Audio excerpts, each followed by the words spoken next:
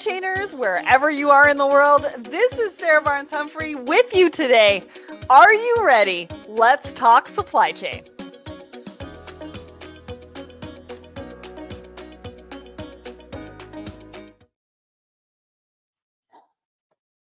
Hello, everyone, and welcome to Let's Talk Supply Chains, Thoughts, and Coffee. Usually with Sarah, but of course, it's the fall and she's off traveling.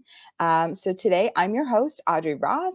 I'm joining you from Toronto, a little overcast, but lovely warm temperatures this last week.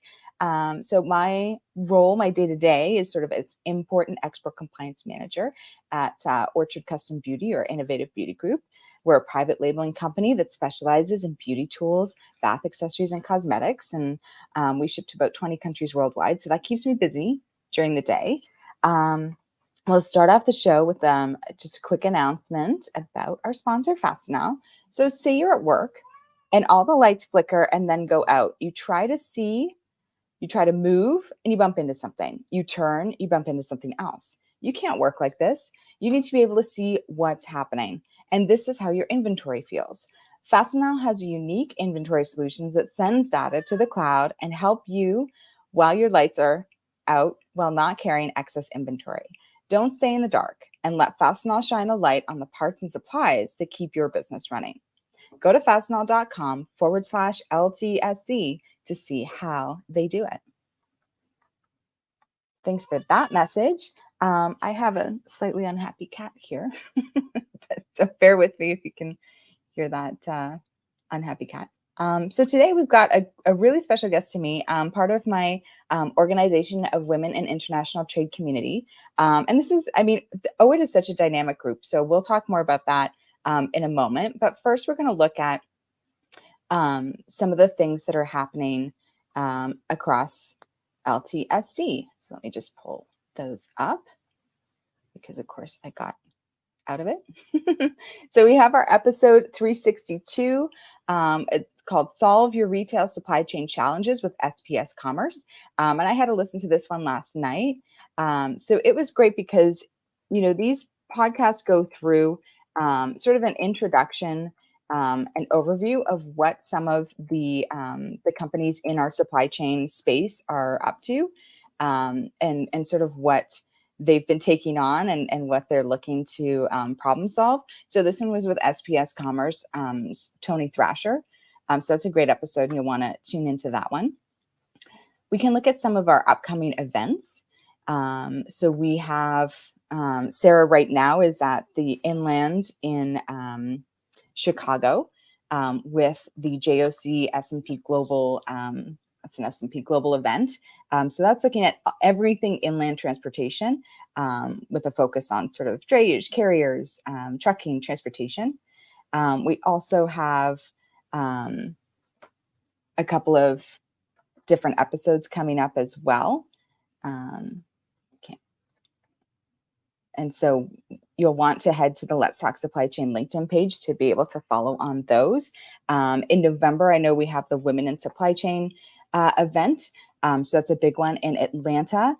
They've been announcing the winners. So I'm honored to say that I'm one of the winners for this year. So Women in Supply Chain Award winners. So it's a great event. And it's there's a conference that accompanies the sort of celebration awards dinner. So you want to check that one out. All right, let's look to, we'll bring Noreen up. She's our guest today. Hi, Audrey. Hi, welcome to Thoughts and Coffee. Thank you very much. It's great being here. I bring you greetings from London, which is where I'm based, and I am absolutely delighted to be on the air with you. Wonderful. So if you want to tell us a little bit about what you do day to day? Of course. Thank you. Day to day, I run a company called Market Accents, which actually helps you to access markets, gets you market ready, as we call it. So we do strategy, marketing, and communications, looking at the way you trade and making sure that you are actually able to trade both locally and internationally. And mostly that is digital. So we do everything from creating survey research, going out and getting strategies ready, and then helping you to deploy them. And we do that with companies across both manufacturing, production, and services. So it certainly keeps us busy. That's the thing in international. Keep busy. And so, and your focus, I mean, really is on data. Like since I've met you, it's been on sort of these incoming technologies, with a slant on, you know, giving people access, like the people who wouldn't normally be at the forefront of technology adoption. So you're looking at people who might not have access to the technologies because they might be too expensive, or we're looking at people who just, they haven't had that kind of training, or we have sometimes with people who are underrepresented, like there's an uncertainty about using the technology just because it seems a bit overwhelming. Tell us a little bit about that. Interesting you bring that up.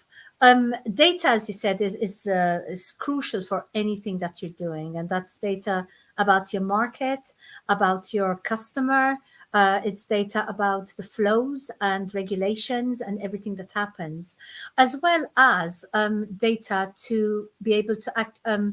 Data about the access to being able to get digital, because as we know, we're all moving there. And in fact, it's funny, here in the UK, we're actually just embarking on a survey to be looking at the access for women and girls in terms of being able to get on the net, whether it's from a smartphone or a tablet or their computer, and also their skills, the literacy in terms of fluency and being able to actually manage to maneuver the way across the big World Wide Web, be it accessing software, downloading updates, being able to avoid being scammed and recognizing which are the tools they should be using and not. So that would be interesting, and maybe we can talk about that another time, because we're just about to embark on that. So let's watch this space. But going back to data and knowledge and being able to access the internet, these are things which obviously all help us to trade better. We cannot be trading if we're not digital these days. And in fact, in the UK, we've just passed the digital bill. We're all very excited because, and that's in terms of trade, a lot of the documentation is now moving online. Yay. I mean, that is fantastic news. Really, really good. So yeah, I mean, Audrey, what are your ideas on that? Yeah, I think I agree with you that the data piece is key, but it's that being familiar with the technology. And I think some of us, I'm maybe part of the generation that technology was coming in, you know, so we had sort of, it wasn't already here, it wasn't feeling overwhelming. You sort of had it in kind of baby steps of, okay, now we have email, you know, now we have these tools like Excel, now we have the expanded, you know, sort of Microsoft Suite or whatnot. Then you kind of had social media, then you had smartphones, you know, you had your BlackBerry, your smartphones, you know, you kind of had this graduation. It was fast, I would say, you know, over the years, like the churn of what comes is fast. But I think I was at the right moment. And of course, in the right, you know, in Canada, it's very, you know, I think there's 2 cell phones for every person in Canada. Like we were quick to adopt that kind of thing, quick to go into digital banking. You know, so it does depend a lot on where you live and what your access was. And so it's great to see now that policies and things are adjusting and trying to recognize where there have been gaps and then fill those. So that legislation is really exciting. And especially for me, seeing that digital bill of lading come through, electronic bill of lading, thrilling. thrilling. I'm sure we should be celebrating together, Audrey, along with a lot of other people. And it's funny because I didn't really mention what I do in my free time. So I'm going to bring in the wonderful world of OWIT here. And Audrey and I are colleagues, fellows in crime. This is the Organization of Women in International Trade. And I'm proud to say represents women in trade actually in a lot of places around the continents. Most of us all connected digitally, as you were saying. And it's interesting because some of our newer chapters coming maybe from countries where, I mean, we can say that England and Canada are slightly mature markets in terms of being able to access digital. As you said, we've grown up with this. However, if you do go to some of the newer markets, some of them are even more advanced than we are. I'm hearing of mobile payments and digi-payments and payments on market spaces that we aren't able to access because we don't have them in our own markets here. But in certain markets within either Africa or the Caribbean or Asia Pacific, some of the Latin countries, they're looking at them, exploring them, and some of them actually putting them into practice again, which brings us back to data. I think Kenya specifically was like such a leader on micropayments, like, and it was a woman as well who sort of invented the technology for these, like, you know, sort of Wi-Fi micro payments. And maybe because there's a greater regulatory burden in countries like Canada and the UK, you know, then it kind of, you know, that there's a bit of an innovation lag. And she just saw this problem in her market and was like, we need small vendors selling, like, independent, you know, I make my stuff, I sell my stuff, I need to get money, and here it is. So, oh, hi, Sarah. Sarah's tuning in from Egypt. Hi, Sarah. It's funny you mentioned that, Audrey, because there's a lot of fantastic innovation in fintech and payment mechanisms that are coming through. Some of them like loan companies and different ways of actually helping to get more women traders within that supply chain, because it's very hard if you can't really get the financial tools you need, be it in escrow or be it when you're trying to deal with Forex. And you can't get extensions, you can't get investment in your own company to grow. And this is a problem we know. We've seen it worldwide, really, whether it's the mature markets or the new emerging markets. Most women traders are suffering from this because of inbuilt bias in the systems. So having something like digital start going there, which can eliminate part of that bias and challenges, I think it's got to be lauded. Let's tell the audience where you were last week. So the last week in the public policy world was the World Trade Organization Public Forum. And so this is an event where it's open to the public. Usually the WTO has their own meetings. Your country sends a representative, you know, and the discussions are sort of held at that level. And the public forum is the week where they invite sort of everyone, I mean, private business, public companies, but also nonprofits to come, you know, and it sets up sessions. So tell us a little about what the theme was, what your takeaways are, and who you were doing there. Yes, it was a great week. And once again, OWIT was there and represented in several sessions, which is great. The theme was it's time for action. And I think this is quite a timely call to action, because we've been talking about it for a long time. Audrey, you've been with me in previous public forums, and it's great to be involved in all this public consultation and recommendations to policymakers who are present actually at the same sessions we are. So these sessions are brilliant because it gives us entrepreneurs, academics, people involved in policymakers, just even people from the corporate world, an opportunity to sit on the same table and put forward our concerns and also obviously our recommendations. So under that theme, it's time for action. We had two sessions which were working sessions. And so OWIT UK, where I'm the president, which is the recently formed chapter, and we've been doing lots of interesting work, I must say. Our session was on sustainable trade, Indigenous women's green influence. And we're looking in particular how women from an Indigenous background organize themselves to actually become part of the supply chain, which is very hard. I mean, a lot of us try to be large parts of supply chains. We're always got to go down in our verticals and try to move along that supply chain. And I am a woman-owned business. I'm part of We Connect. So we actually try to get in front of buyers and try to promote ourselves more. A lot of companies are within the supply chain without having had to wear that women-owned hat. but it's always hard, especially for women from an indigenous background. So we're delighted to have had a representative from the Amway community from the Amazon. And that was Kahua, who was fantastic, and she spoke there.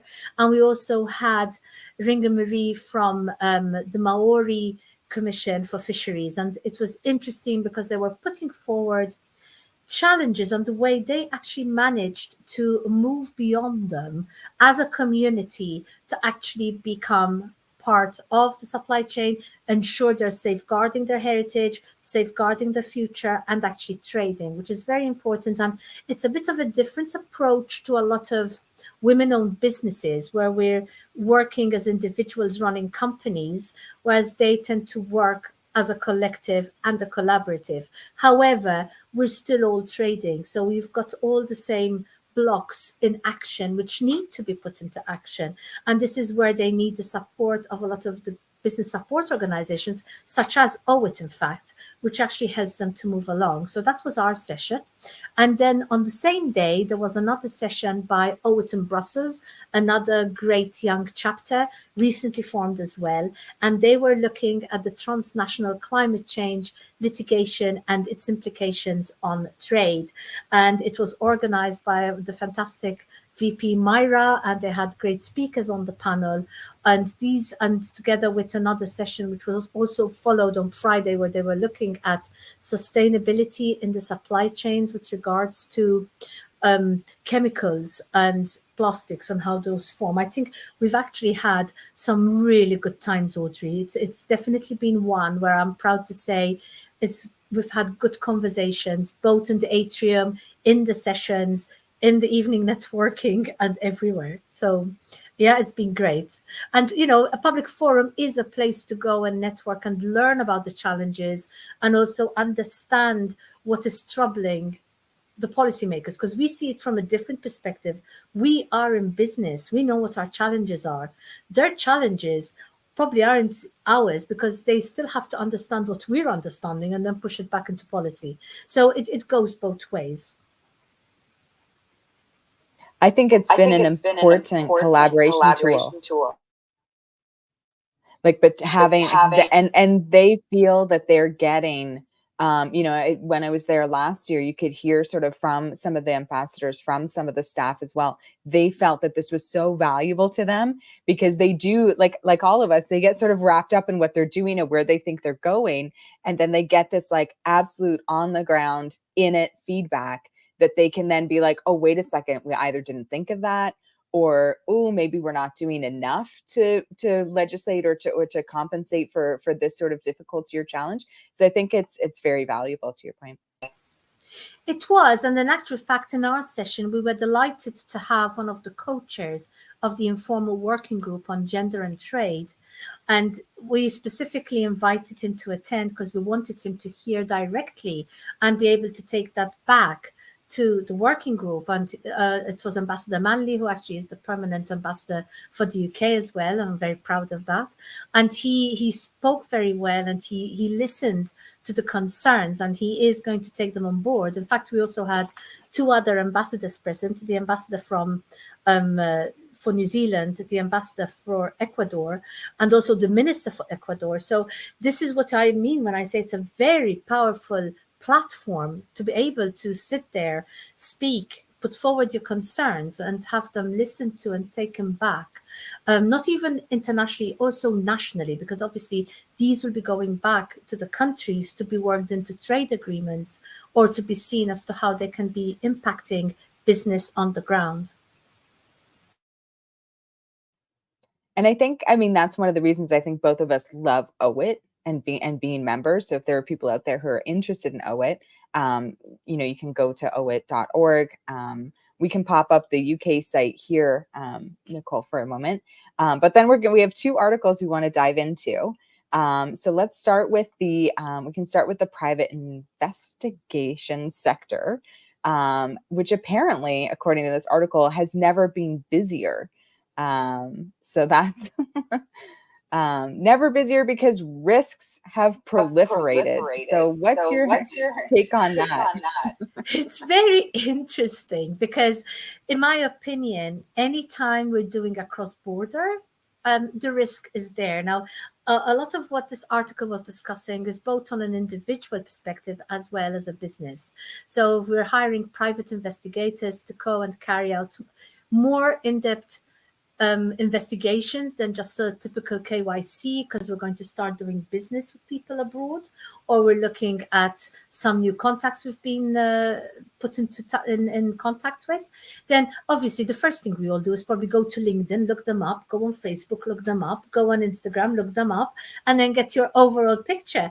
But this calls for a deeper look than that. And this is why you have companies such as this private investigator who's actually saying, whether it's you're going to be exposed to hackers or fraud or a cross-border fraud, it could be just complicity and people trying to push you into a deal which is actually not properly investigated. So I can see why such a sector is beginning to grow much, much busier. And also with the new emerging markets opening up, we can't really control how much information we're getting in and out. So if you're doing KYC on a company in a new emerging country, I don't know, as part of the Africa Trade Agreement, where they do not have very strict regulations like we do in terms of KYC, then you're going to have to get a private investigator to actually help you uncover more of the background. So I can very well see that grow actually hand in hand with the way the new markets open up. And whether you are a private investor looking to invest, which is what this article is actually addressing, or a women entrepreneur meeting new business and hoping to actually work across borders, invest in new business, do JVs, go in partnership, then I can definitely see investigation growing by far.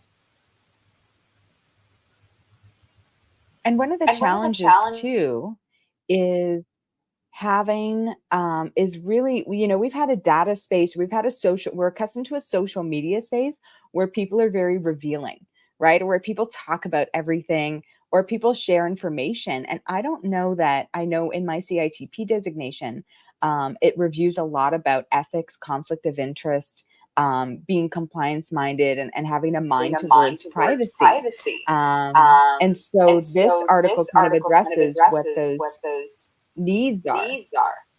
It did. And as you rightly pointed out, there's a lot that's coming through from the legislation that is not covered just by what we get in terms of data. And as I said, it's hard for us from where we stand to be able to access more in-depth data unless I actually go there undercover myself and I become a private investigator. I'm not really going to be able to do that. So these companies, and they are global, so they've got a lot of bases in areas where they can actually go and do that in depth.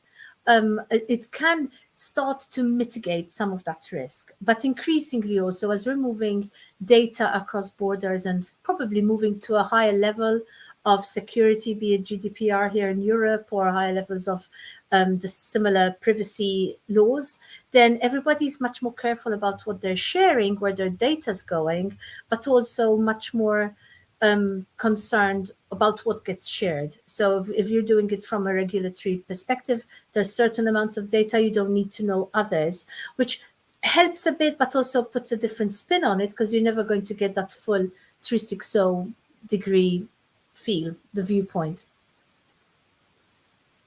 It's true. Let's turn our attention to our last article, which is an article from the Forum for International Trade Training, which I know OWIT Toronto and Ottawa have a partnership with over here. They're Canadian-based, but they do international trade training. And so their article today is How to Take Your Business Global, 5 Important Steps for Female Leaders. And I'll list out sort of the steps that they mention, and then you tell me if you agree or if there's one or two that maybe we need to update. So the 5 steps they have listed are create a highly trained international business team, execute a thorough feasibility assessment, and find the right partners, and then establish strong female support networks like OWIT, And then the last is to dig for initiatives, resources, and funding opportunities. So what do you think about those sort of 5 overarching steps? To be honest, they're fundamental to what we do. So you cannot not do them. And I think yes, one has to actually follow those 5 steps. So as I said, my business, Market Accents, helps companies to actually trade locally and internationally. And a lot of what there is listed in that article is typically what we would actually be recommending. You have to have a team behind you that actually understands the markets where you're going into so that it can help. And whether you are actually having on-site teams or having somebody that's going back and forth regularly so that you maintain a presence, they must be very highly trained to be able to cope with the different market nuances, be they cultural, be it regulatory, being able to get into the distribution, understanding all about effects and how that works. And as we know, the world of trade is massive, and every market is different to another. Although we always try to standardize and bring international standards that we all can adhere to, which is part of business ethics, good business ethics. However, especially when you're navigating new markets, then they may not be there. So yes, you do need to cultivate a well-trained, highly trained team behind you. So I cannot not agree with that. That is absolutely fundamental.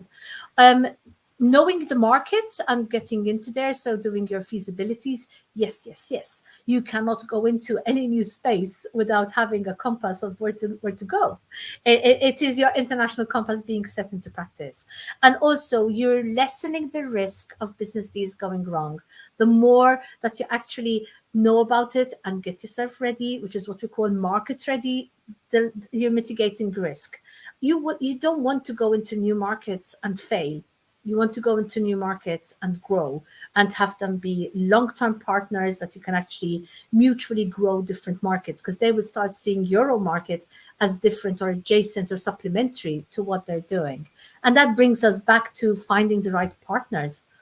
Absolutely. You want partners that you can trust implicitly, that will not be pushing you out of the market, which is why it was so interesting reading that article early on about the KYC and the private investigators, because as they say, you have to kiss a lot of frogs till you find the right prince. Similarly, you may need to be looking at a lot of different partners before you decide to go into sign agreements to work with one particular partner. So I'd definitely say that. And OWIT is perfect for this. OWIT can help you. We are very well set up with chapters in most of our countries where you want to go and trade, or where you're not, and would be delighted to help you establish OWIT chapters there, because it's a very good business support organization that gives you confidence in what you're doing. It helps you to meet new partners and also check out partners, because you have people in the ground. It's almost like you have another team assisting your own highly trained team, isn't it? And that's the way I see it. So I love this article. I really think it's great. Could definitely, I know we're going to be running out of time soon, so I'm going to pass back to you. But there's so much that you can go down in deeper levels like an onion, because it's not just a matter of saying, oh, go do your due diligence, oh, go do your feasibility assessments. We know we're talking of jobs and projects that take months to actually do properly, and they're going to take effort for you to go and visit and start meeting the people, because it's never the same as just doing that Zoom call. We've moved out of just Zoom calls. We want to have back that physical shake and look in the eyes, we see the whites of your partners, they say. So yeah, I love the article. I think it's great. Definitely. I love that. That's a great way to kind of contextualize it for everyone. Let's look quickly. Of course, it's the fastest 30 minutes in supply chain. So let's look quickly to the poll of the week. So Let's Talk Supply Chain does a poll every Wednesday. And so this week they were asking, what is your organization's most significant challenge in managing its supply chain? So Noreen, if you have a thought to one of what you've been seeing in your customers, I put transportation and logistics. It's been a bit of a challenge for us the last 6 months, although I know some of the other poll takers selected inventory management. I think we've seen fewer supply chain disruptions, but what do you think? Last thought on this. It's funny because I did it and I indicated actually supplier disruptions, and I wanted to also put the inventory management. And I think here in the UK, especially, we have faced quite a lot of inventory management issues, especially because they could not get the whole, could not get timely deliveries. Everything has gone up in price, having to source different markets to be able to still stay within your price range. So yes, that is actually quite high up on the list. How did it, it's interesting about transport and logistics, because I don't think that was far off.